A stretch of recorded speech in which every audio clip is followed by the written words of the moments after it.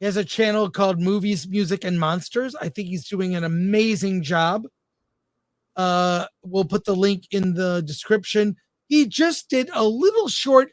I got choked up watching this. So let's just watch this real quick. The first 10 seconds of his video. Okay.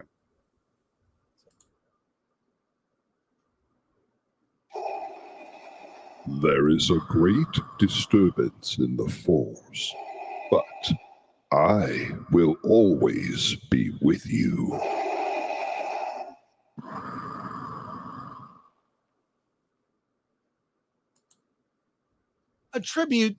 A little short tribute to James Earl Jones. Short tribute to James Earl Jones. Now, here's the thing. Just in the last few weeks, there's been a lot of things swirling around about the Acolyte. And look, okay, this is the last time that we will mention the Acolyte. But I feel like some things need to be said. So there are some things that people are there's some I see some hypocrisy. A freaking IKEA chair. You see it all over Twitter, all over YouTube, people giving their tributes, their love for James Earl Jones. These are the same fans that LUCASFILM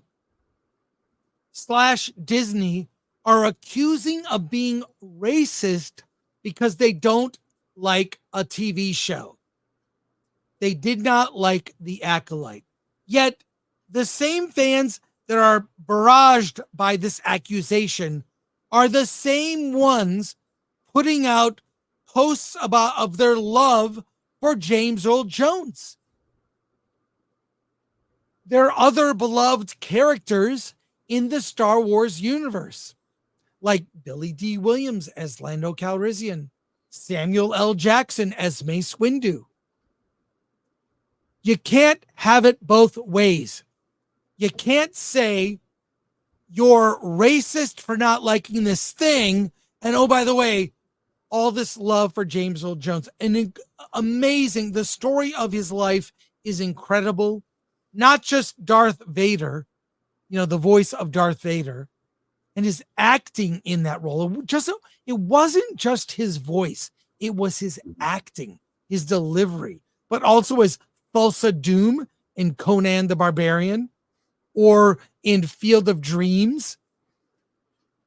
He is an incredible actor, beloved. I didn't see one thing about him that was negative. Who would even think of that?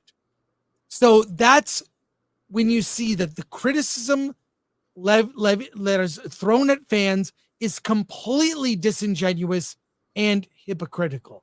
Alan, what do you think of this? Yeah, I mean, you were talking about on the Nooner, basically going to comic book shops, hanging out, talking about comics. When I was, in my young adult years, we would just go see movies. My friends and I go see movies, go to Denny's afterwards, and just talk about it, and just go back and forth about it.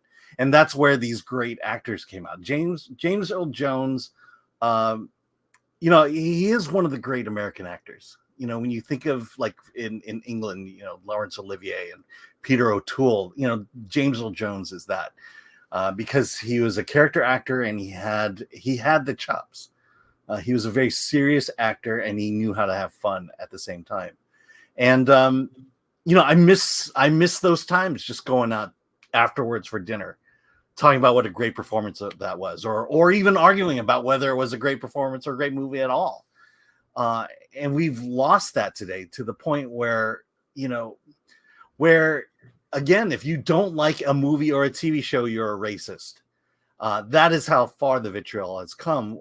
When in the past, all we would do is just sit around after the show was over, after the movie was over, and just lambast it or sing its highest praise. And I miss those days, and I miss James Jones. My point, I was looking more for a point about this topic.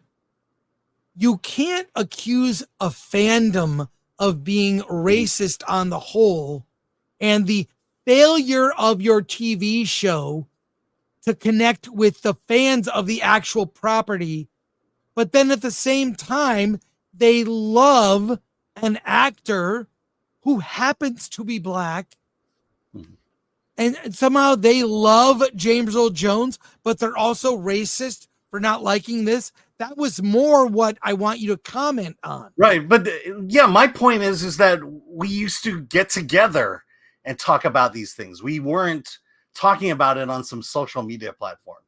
We didn't have a screen to divide us when we were talking about these things. And because we were such fans of movies, we saw everything. We were watching a movie every single week. That's how you get to know these actors. That's how you get to appreciate the work that they do. And again, this is the state of the world, the state of film criticism, the state of culture, is that we hide behind these screens and have this emboldened feeling that we can just attack each other and call each other the worst names in the world, when long ago it was just we would hang out and just be friends. Because the more I listen to like Star Wars Theory and everyone talk about Star Wars Explained, there were vain attempts to try to create friendships, but then you saw that they were really trying to just pick sides. Agree with us, or you're with us or against us, and that's where criticism, that's where culture has taken us to this point, and I blame social media on that the most. Well, have I gotten close to what you were hoping?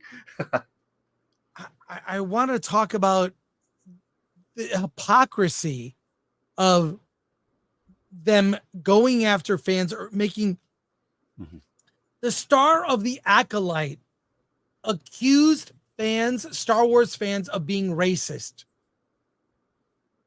against the show because they did not like it. Those same fans loved James Earl Jones and have expressed their love on social media. You can't have it both ways. What I'm saying is, I don't believe Star Wars fans are racist. I've been around the fandom since the beginning. I went to the very first, at least three or four Star Wars celebrations. I've only missed a couple of them. That was never, no one cared. You loved, if it was a part of Star Wars, and all the actors were so gracious. They're so gracious and happy to be a part of it. So you can't make these accusations against these fans, yet they come out. James Earl Jones passes away, and it's a flood of love for him as an actor. BS, I call BS on these charges. You made a bad TV show. People didn't respond, and that's it. But they also love James Earl Jones. And another way to talk about his career and his contribution. God, I watched Conan the other day. He is so good as this very scary villain in that movie, Thulsa Doom. Go watch that movie again. It came out in 4K. Looks great. Well, I mean, my point was how we got here, how we've gotten to this point where, liking something or not liking something is just essentially dividing us versus them. And yes, James Earl Jones is the unifier. Everyone can agree that he was a great actor. Everyone on either side, sadly, because there is two sides, has at least something that they can say. I love James Earl Jones for this, whether it's Mufasa, Darth Vader. I'm hearing Conan a lot. So again, how we got here.